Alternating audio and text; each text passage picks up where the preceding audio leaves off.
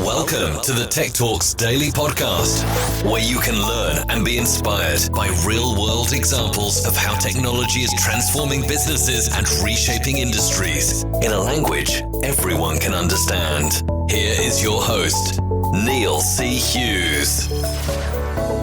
Welcome back to the Tech Talks Daily Podcast. Now, every day on this show, I try to get you all thinking bigger than your workplace, your town, your city, your country, industry, and even world. And today, I want to dare you to envision a future where electric planes offer an Uber of the skies style service. Well, that's what Overair Inc. are currently working on, and it's a great story behind it and something that I'm going to be watching very closely. So I invited Ben Tigner onto the podcast to learn more. So buckle up and hold on tight as I beam your ears all the way to California, where the CEO of Overair is waiting to speak with us today. So a massive warm welcome to the show. Can you tell the listeners a little about who you are and what you do? Thanks, Neil. It's great to be on the show. I'm Ben Tigner. I'm the CEO of Overair, a startup company in the electric aerial mobility space. We are developing electric-powered vertical takeoff and landing aircraft that let people economically move around dense urban areas more fluidly than they can today because of the limitations of traffic congestion. Our goal is to make urban centers better places to live by enabling people to access opportunities that would otherwise be denied them because of the time and friction involved in moving around the city center. Well, electric air mobility, it's incredibly cool. But before we go down that route, I've got to ask, can you share your origin story? Where did your passion for air mobility, technology, and all that come from? And how did those worlds collide and put you on this path you're on today? Can you remember where it all started? Oh, yes, certainly. Yeah.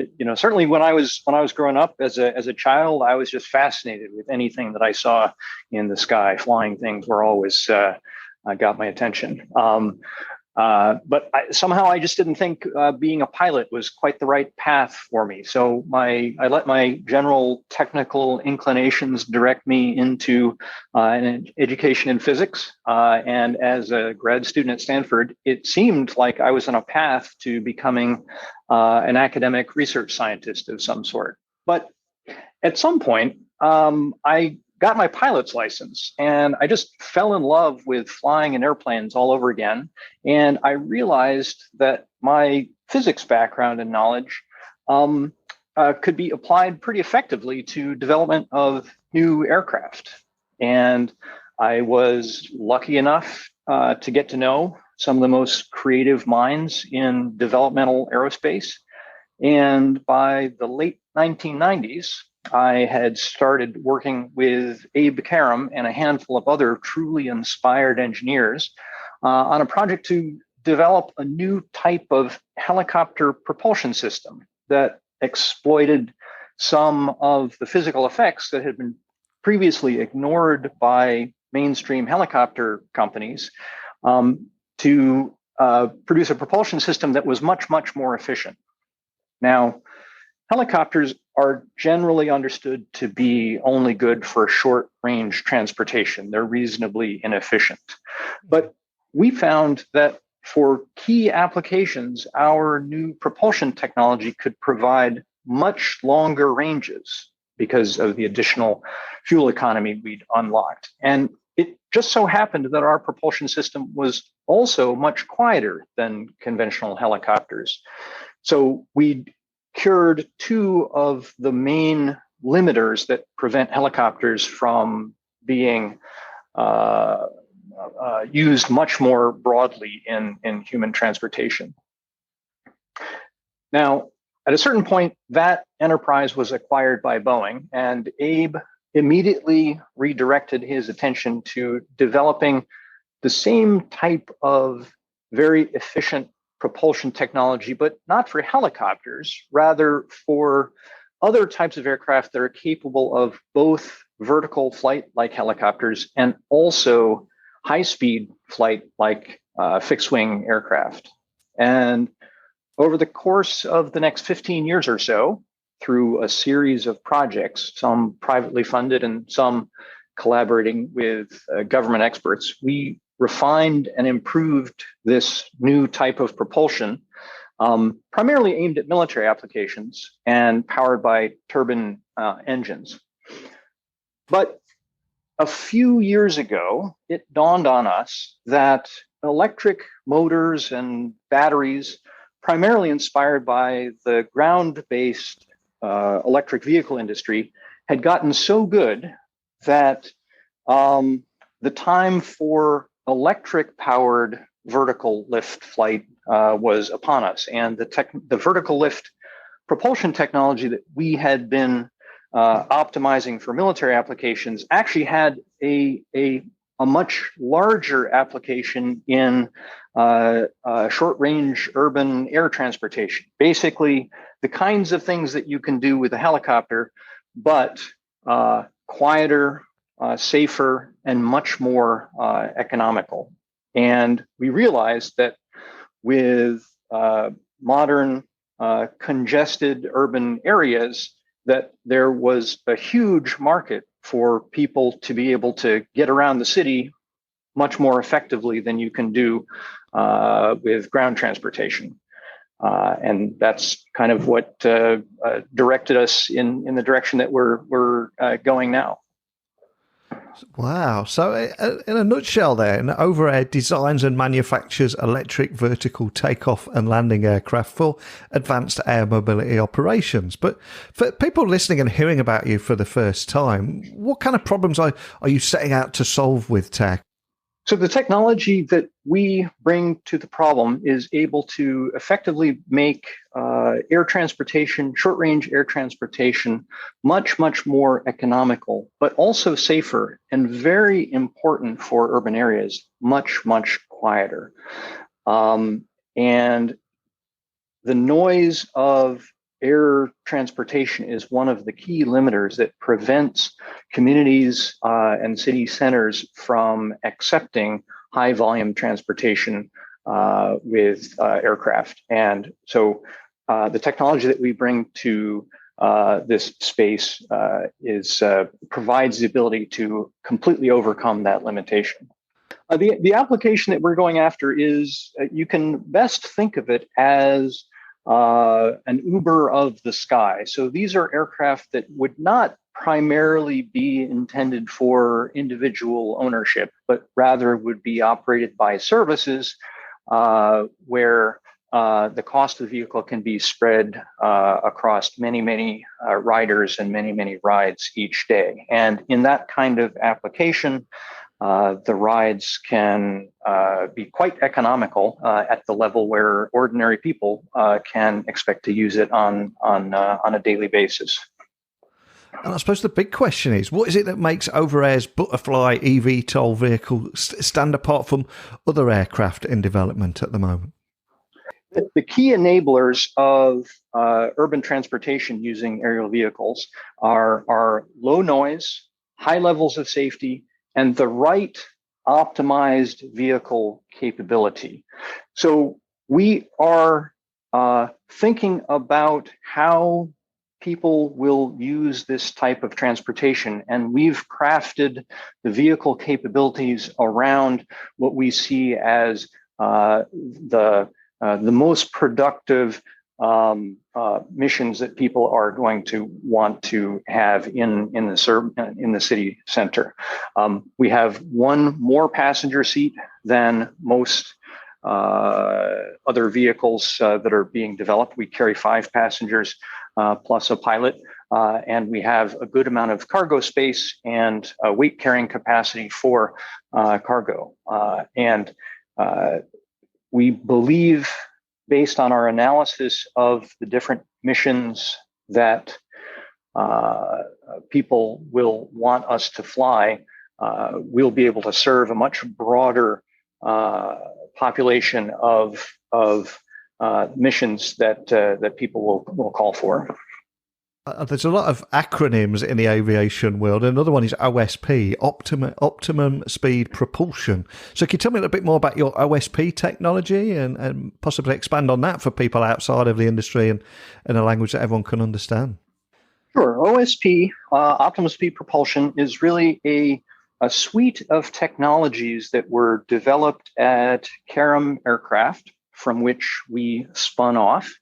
And that suite of technologies enables the use of much larger propellers on Butterfly than you see on other eVTOL aircraft being developed. The benefit of having the large propellers is that they push more air. And when you push more air, you're able to generate the thrust you need to fly using less power. And it turns out also making less noise. But the challenge is that if you don't have the right technology ingredients embedded in your propeller, the larger you make the propeller, the more challenging it becomes from a dynamics and vibrations and loads point of view, which is a limitation that forces other folks in the industry to stick with fairly small rotors. Because we have this suite of technology that we call Optimum Speed Propulsion, we're able to install propellers that are much, much larger and gain the benefits of this high efficiency, but without sustaining the kinds of vibrations and high loads that other vehicles will sustain. We will have very smooth and vibration-free transition between hovering flight and forward flight. And before you came on the podcast today, I was reading that Overair sees Butterfly being used in high-density urban routes and metropolitan geographies like the Northeast Corridor, where weather conditions can vary greatly. And you mentioned a few moments ago also about thinking of it like being the Uber of the skies. But do you have any use cases you can share just to bring to life everything that we're talking about here? We certainly have a couple of use cases in mind that help illustrate it. In the short term, one of the earliest applications that we see is transportation to the airport. Suppose you have an 8 p.m. flight out of JFK or Newark or Heathrow or LAX or one of the major airports. You have an 8 p.m. flight. How much time do you need, if you're driving yourself, how much time do you need to allocate to get to the airport? Usually at least several hours to wade through traffic and then to find parking at the airport. And suppose you wanted to have dinner with your family, from 5 p.m. To 6 and then be on an 8 p.m. flight. If you're driving yourself to the airport, that's really just not feasible with the amount of time it takes to get through traffic. But if you have Butterfly as an available mode of transportation, you can have dinner with your family from 5 to 6. At 6:30 or 6:45, you get on a Butterfly somewhere near your home. And then by 7, you're at the airport to catch your flight at 8.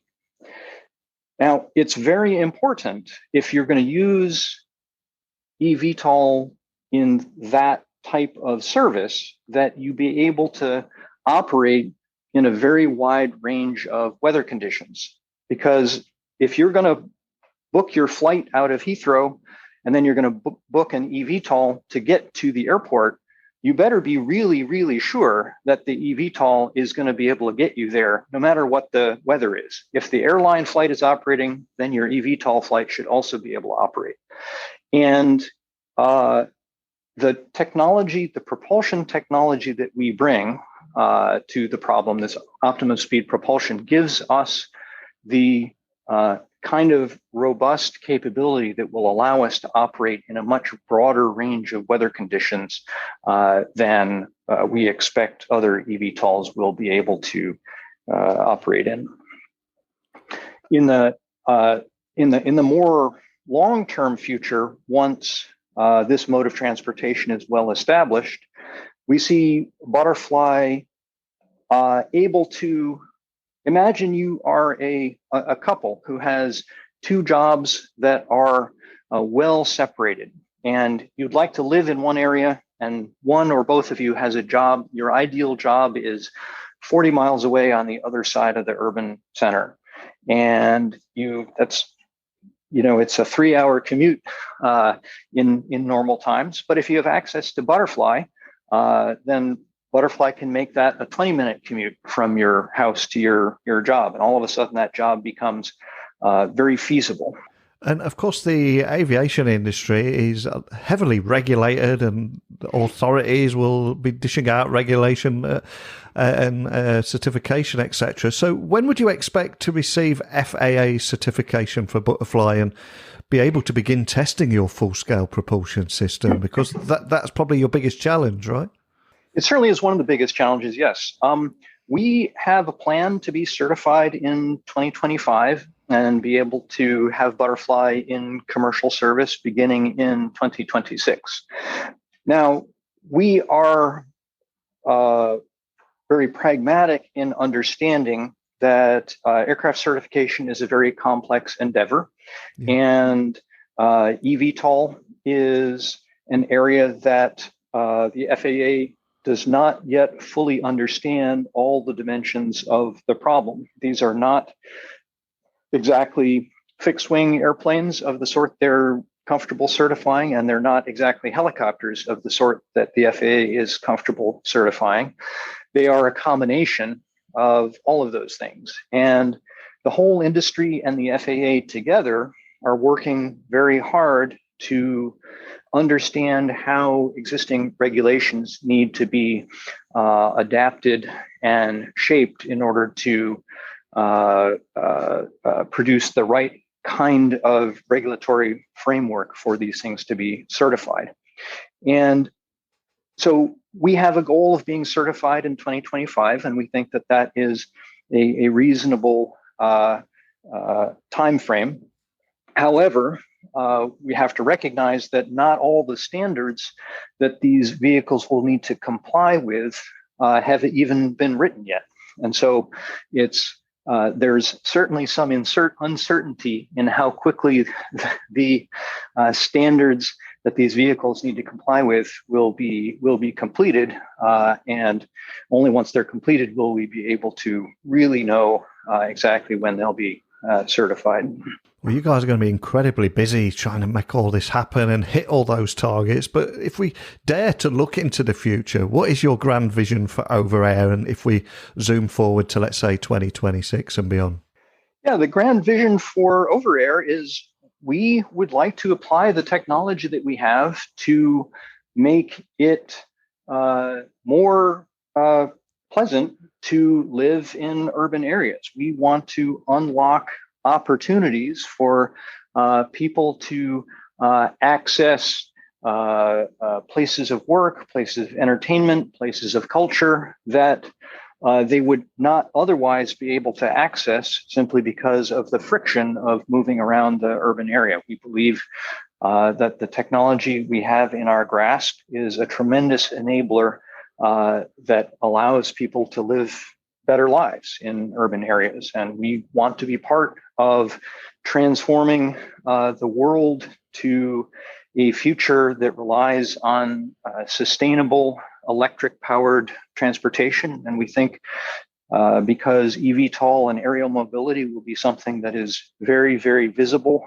to the public and to regulators and to the press, that we can be a really significant part of changing people's understanding of what transportation is all about. And that's our goal. I love that. And we started the podcast today talking about your origin story as that guy that was growing up, looking up to the sky, thinking about the art of the possible. I'm now going to ask you, what was the soundtrack to that origin story and your career in technology? Is there a particular song or piece of music that has accompanied you?